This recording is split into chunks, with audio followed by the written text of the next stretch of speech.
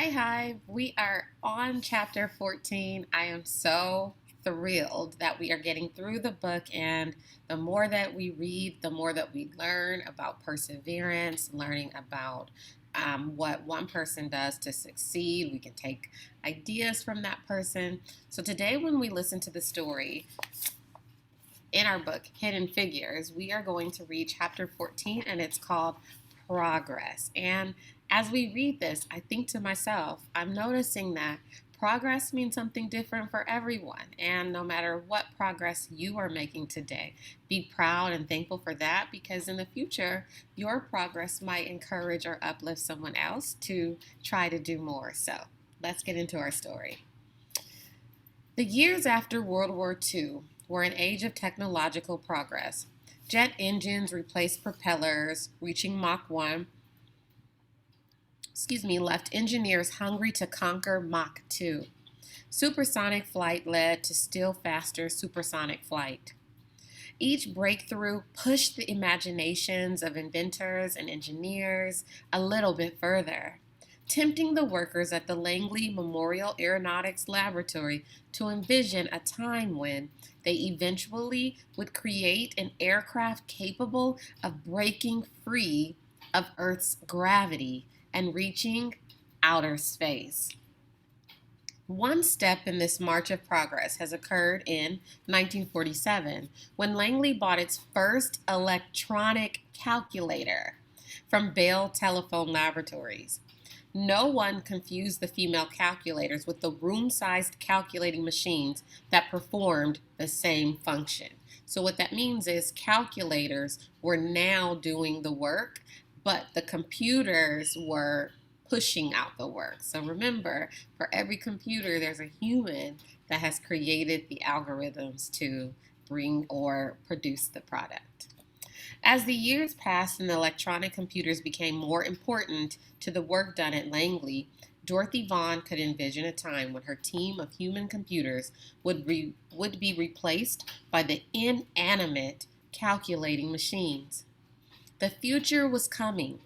Dorothy didn't know exactly what the new computers would look like, but she knew that technology was going to change the way things were done at the laboratory.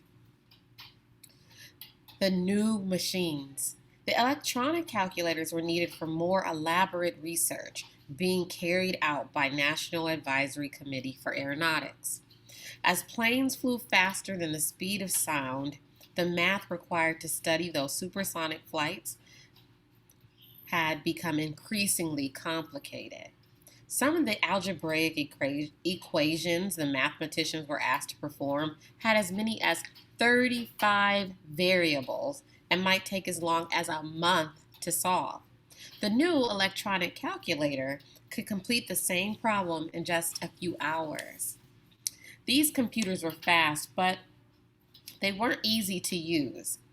The machines used paper punch tapes, long strips of paper with holes punched out to store data, as input and chugged along at 2 seconds per math operation. Like addition or subtraction, the whole building shook when the machine was in use, but it offered the distinct advantage that it could operate all night long. The female computers needed to go home to rest. A new era. In the mid-1950s, the National Advisory Committee for Aeronautics bought its first computers from IBM. An IBM 604 electronic calculating punch and an IBM 650, the engineers needed them to calculate the flight path for a hypersonic above Mach 5 rocket plane, an experimental aircraft that would fly high enough and fast enough to leave Earth's atmosphere and break the pull of Earth's gravity in order to reach space. At first, these data machines weren't very reliable. They made mistakes, and engineers, or the human computers who worked for the engineers, had to keep an eye on the output. In the 1950s, the electronic computers, with their $1 million plus price tags, were only used by large research facilities. They were fast, but they could still process just one job at a time. They chugged out answers around the clock. But competition for computing time remained fierce. Every engineer wanted time on the machines. Only the most short-sighted of the human computers failed to see that the electronic computers were going to dominate the future. Now, the machines brought vast amounts of computing power and efficiency to the research process. Evolution occurred in scientific progress just as it does in nature.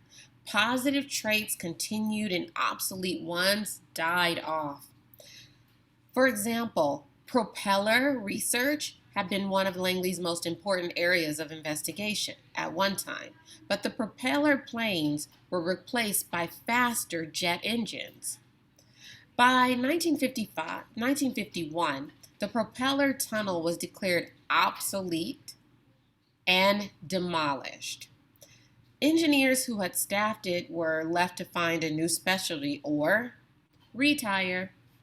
The same thing was going to be true of the human computers. They would have to evolve or they would have to become obsolete. The machines didn't immediately threaten the mathematicians' jobs, but Dorothy Vaughan realized that mastering the electronic calculators would be the key to job security. When Langley started giving classes in computer programming after work and on weekends, she signed up. And she encouraged the women in her group to do the same. Dorothy knew there would be more direct and open competition with the white computers, and African American women had to meet or exceed the standards. But she expected those new jobs would be open to her and other computers if they were ready. Integration is going to come, she said. She recognized that the blurring of the color lines could put her and her team in a position to qualify for the desirable jobs that were going to open up for people who were experts in managing the electronic computers. To keep moving forward, African American women needed to take advantage of every opportunity for additional training.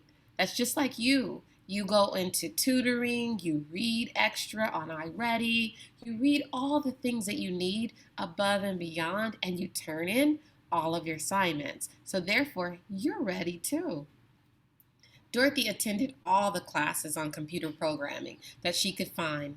Langley offered a series of after-work lectures on aerodynamics there at the laboratory. Other classes were offered at Hampton Institute, the Langley Air Force Base, the College of William and Mary, and Newport News High School. Hampton High School was the seat of the University of Virginia's Extension School, one of Langley's campuses. In the evenings, Langley's top researchers taught classes to laboratory employees at the city's only public high school. But the high school was off-limit to the city's African American children, who were sent to Phoenix High School on the campus of Hampton Institute. School segregation had become a red-hot topic across the country. Politicians and ordinary citizens debated the quality of its schools, especially how American students compared to Soviet students in math and science. The goal of raising the general level of technical proficiency had only grown stronger as the rift between the United States and the Union intensified. The fear of communism and spies had exploded during the period that became known as the Cold War. In the United States, the debate had expanded into a broader discussion of the participation of African Americans in the technical fields.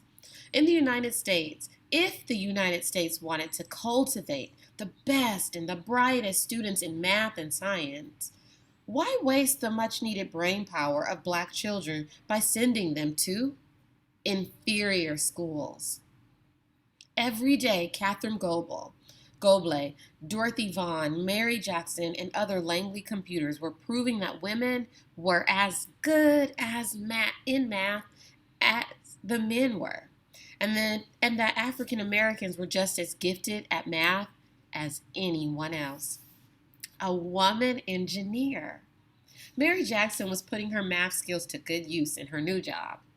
From the beginning of her assignment in the wind tunnel research section, and remember you guys made wind tunnels, Mary's new boss, Kazimierz Czarnecki, had shown Mary how to work the controls of their wind tunnel for her group, firing up the tunnels, roaring engine, and positioning models in the test section. The research in her division was used to design missiles, which were of great interest to the United States government for the possible military use. In its final form, her work became the 1958 report co-authored with her boss, Effects on Nose Angle and Mach Number on Transition on Cones at Supersonic Speeds. Mary's new boss was so impressed with her work that he suggested she enroll in Langley's engineer training program. Her ability and passion were apparent, and she had a mentor, her boss, who believed in her. It didn't matter that Mary was black and Kaz was white. It didn't matter that Mary was a woman and Kaz was a man. It didn't matter that Mary was from the South and Kaz was from the North. What mattered was that they both loved math and they both loved airplanes. Kaz knew that Mary had the talent to be an engineer. At the time, there were very few white women who worked as engineers. The majority of Langley's female professionals, black and white, were still classified as computers or mathematicians. They simply weren't many female engineers anywhere in the country. At the time, most of the country's top engineering schools didn't accept women. The only female engineer at Langley in the mid-1950s, Kitty O'Brien Joyner, had to sue the University of Virginia in order to enroll in the undergraduate engineering school in 1939. There were also very few African American men who worked as engineers. Mary was on her way to becoming something even rarer, an African American woman working as an engineer. In 1952, Howard University had only two female engineering graduates in the school's history. In fact, Mary was on track to become the first female African American engineer at Langley. Mary's boss put her on the engineering track and promised her a promotion when she successfully completed a few advanced math courses. When she went to enroll in her courses, the obstacles she encountered came not from her co-workers, but from the local high school. Before she could get any training, Mary had to get permission to enter Hampton High School. If she had been the janitor, she would have been welcomed. As a professional engineer in training, she had to petition the city of Hampton for special admission or permission to attend classes in the whites-only school. Mary Jackson had to grit her teeth and take a deep breath before making the case to the school board that she should be allowed to attend the classes at Hampton High School. She reminded herself that she had a long-term goal, and she didn't want to get sidetracked. So she swallowed her pride and asked for permission, which the city of Hampton granted. The disappointment of Hampton High School. Mary Jackson had passed the old Hampton High School too many times to count. The building was located in the middle of the city, not far from her house, but she had never set foot inside. On her first night of class in the spring of 1956, Mary was nervous. Her classmates were the same people she had worked with during the day for the past 5 years, but she was anxious about meeting them outside of the Langley campus. The thought of entering the whites-only school also worried Mary. Nothing could have prepared her for the shock she experienced when she walked through the door. Hampton High School was dilapidated, musty, old building. Mary Jackson was stunned. This was what she and the rest of the black children in the city had been denied all these years. She had assumed that if whites had worked so hard to deny her admission to the school, it must have been a beautiful place. But this? What a nonsensical thing that black and whites went to different schools. If the city had combined its resources, it could have built one beautiful school for both black and white students. Throughout the South, cities have maintained two separate and inefficient school systems, which shortchanged both blacks and white students, but pioneers. Being on the leading edge of the battle over the integration was not for the faint at heart. Mary Jackson was friends with Thomas Birdsong, a black engineer who had come to Langley in 1952. Mary's husband, Levi, was an excellent cook, and Thomas Birdsong loved going to the Jacksons' house for dinner. The friends laughed and talked, often discussing work, and enjoyed Levi's meals. As a recent graduate of the University of Michigan, Birdsong had been assigned to a senior engineer in a wind tunnel division. His boss instructed him on how to conduct his first test, then assigned him a partner, a mechanic, to assist and answer questions. The mechanic, a white man with many years of experience at the lab, sabotaged Birdsong. First experiment by incorrectly attaching the model during the test. Birdsong knew he had been undermined, but he didn't say anything. Undermine means that someone deliberately went behind you to make you look bad or to cause harm to you. He was from the South and knew all too well that many people would defend a white man over a black man in any kind of dispute. When Birdsong presented his data, his boss recognized that he had been sabotaged and was irate.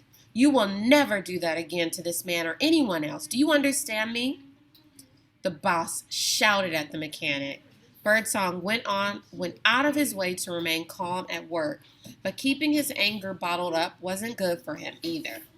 In general, black men at Langley were more likely to have trouble over racial issues than black women. Their good manners and gracious attitudes did not always protect them. Though the white engineers were typically polite and respectful to the black men, it was often the blue-collar mechanics, model makers, and technicians who were threatened and made the African Americans feel unwelcome. For Thomas Birdsong, the constant battle against race wore him down. Like Katherine, he found a way to opt out of the segregated facilities. Each day at lunchtime, he and a friend escaped to a black-owned restaurant just outside the entrance to the Air Force Base. There, he could be himself. Ultimately, Thomas Birdsong, Mary Jackson, and each of the other African Americans at Langley had to navigate race relations in their own way. The challenges facing black employees at the laboratory reflected the similar conflicts happening all over the country. The civil rights was gaining strength, and African Americans nationwide were trying to establish their rights and freedoms in the classrooms, in voting booths, and in the halls of Congress, where legislative reforms were even being considered. On the world stage, chilly relationships between the United States and the Soviet Union kept everyone uneasy.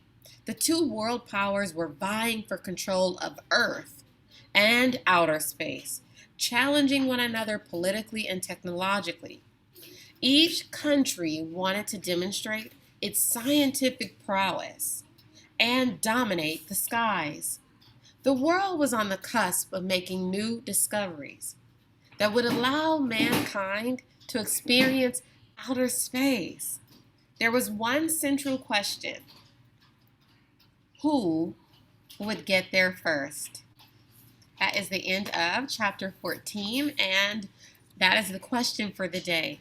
Who would get there first? For those that would like to read ahead, if you have the novel, please do so. Otherwise, we will find out in the next chapter. Bye, Hive.